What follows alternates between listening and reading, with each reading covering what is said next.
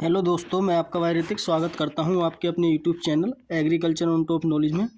तो दोस्तों, आज की जो हमारी क्लास होने वाली है वो सोयल साइंस के ऊपर होने वाली है। ओके, आज की क्लास होने वाली है किसके ऊपर? सोयल साइंस के ऊपर। तो दोस्तों, सोयल साइंस का जो चैप्टर है, 4-5 इंपॉर्टेंट चैप्टर हैं आपके यूपी के टेट एग्जाम के पर्पज़ से भी, ठीक, या आप मतलब सेमेस्टर के भी हैं, ठीक। अगर आप सेमेस्टर के भी हैं तो आपके लिए ये वीडियो बहुत ही हेल्पफुल है। मैं आपको बताऊंगा कि जो मृदा विज्ञान है, इनकी सोयल साइंस है, उससे कैसे क्वेश्चन पूछे जाते हैं। इसमें क्या है, आपके लिए बेसिक इंट्रोडक्शन लाया हूँ सोयल साइंस का, इसका स्कोप क्या क्या है, इसके जो कंपोजिशन है वो कौन कौन से हैं और कितने प्रकार का क्या पाया जाता है।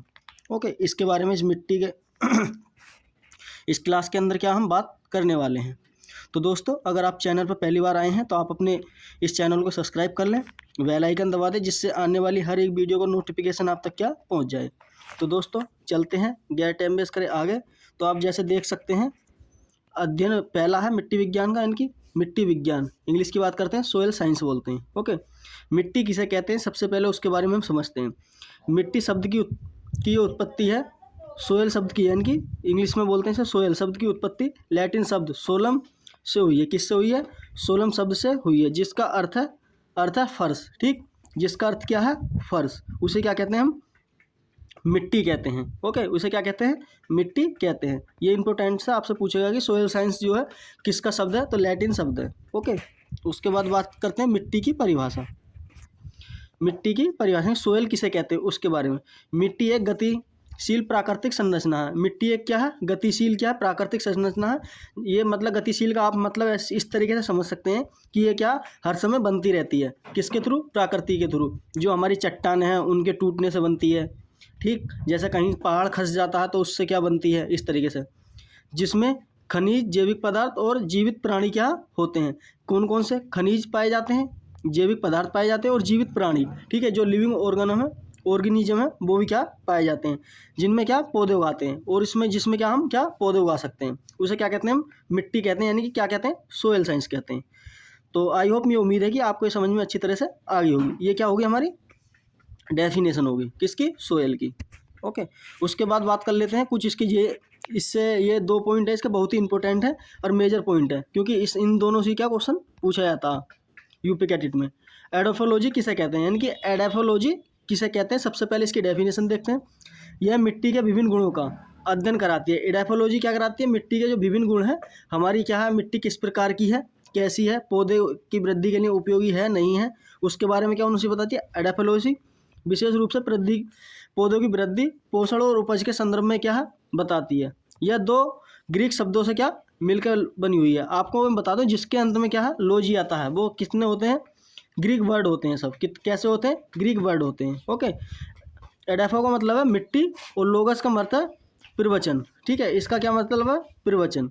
तो इसे क्या कहते हैं? एडाफोलॉजी। आपसे क्वेश्चन में पूछेगा कि वह कौन सी शाखा है सोयल साइंस की जिसके अंदर क्या है हम मिट्टी के गुणों की अध्ययन करते हैं, यानी कि मिट्टी के गुणों का क्या अध्ययन करते हैं। तो आपको पता होना चाहिए एडाफोलॉजी।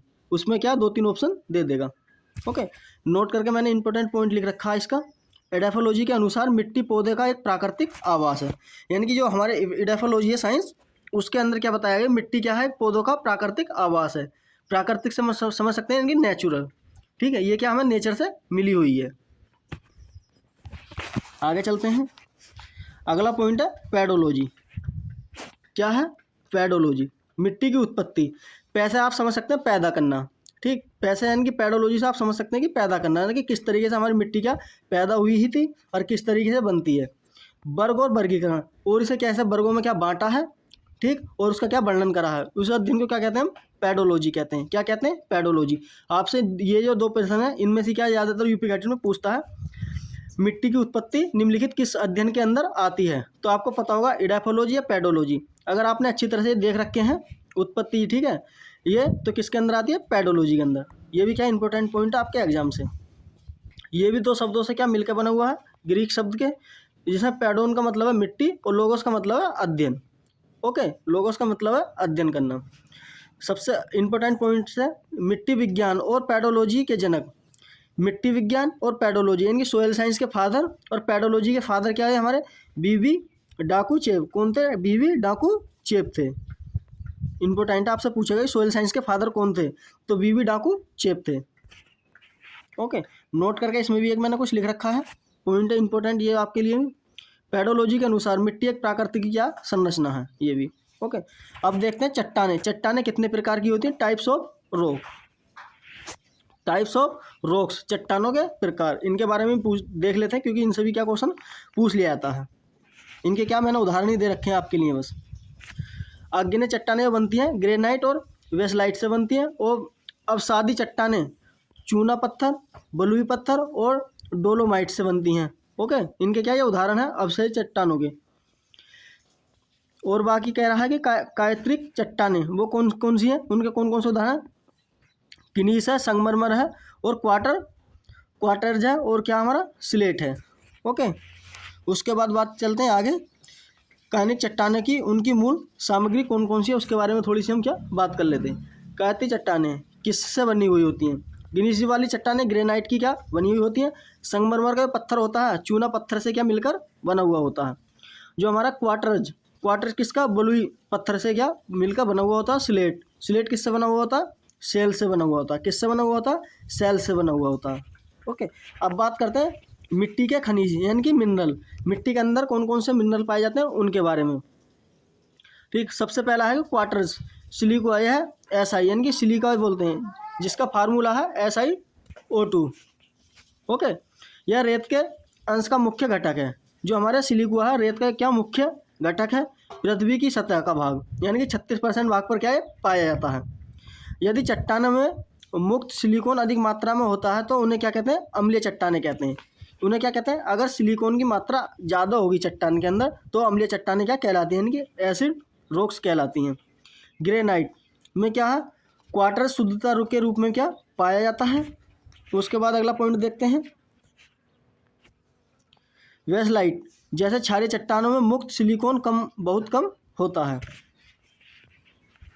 उसके बाद बात करते हैं क्या फेल्डस्पर। क्या हमारा अगला पॉइंट फेल्डस्पर है। इसका रासायनिक सूत्र की बात करते हैं K2O Al2O3 SiO2 क्या जाना जाता है इस नाम से भी। ओके, यह पृथ्वी के कितने % भाग पर पाया जाता है? 48% भाग पर क्या पाया जाता है। जल का अपघटन होता है यानी कि हाइड्रोसिक से क्या है मृत्यु का यानी कि क्ले का निर्माण क्या करता है। मिट्टी का यानी कि क्ले जो होती है उसका क्या निर्माण करता है। अगला पॉइंट है तीसरा माइका क्या होता है? सिलिकेट की तुलना में अधिक अपक्षय प्रतिरोधी होता है। ठीक है, इनकी वेदर रेजिस्टेंस क्या यह होता है पृथ्वी की 10% सतह पर क्या है पाया जाता है। ये भी कितने प्रकार का होता है माइका? 2 प्रकार का, पोटाश माइका और मैग्नीज माइका। पोटाश माइका सबसे पहले देख लेते हैं किसे कहते हैं, जिसे मैस्कोवाइट माइका कहते हैं। ये और इसे किस नाम से मैस्कोवाइट जो है उसके नाम से क्या जाना जाता है। यह सफ़ेद पारदर्शी और चमकदार होता है।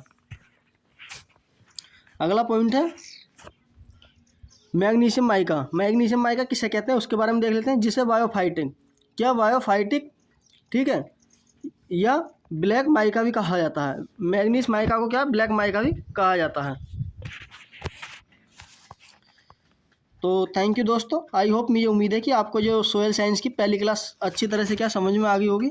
अगर आपका कोई भी डाउट है तो आप एक बार में कमेंट करें, मैं आपको क्या उसे पूरी समझाने की कोशिश करूंगा अगली क्लास में। तो दोस्तों आपको वीडियो लगी कमेंट करके जरूर बताएं और वीडियो को गैर लाइक करें बिगड़ नहीं जाएं। अगर आप चैनल पर पहली बार आए थे तो आप हमारे चैनल को सब्सक्राइब करके जरूर जाएँ। तो धन्यवाद, मिलते हैं इसी प्रकार की अगली वीडियो में, तब तक के लिए हमें इजाज़त दें। मस्त रहें, स्वस्थ रहें।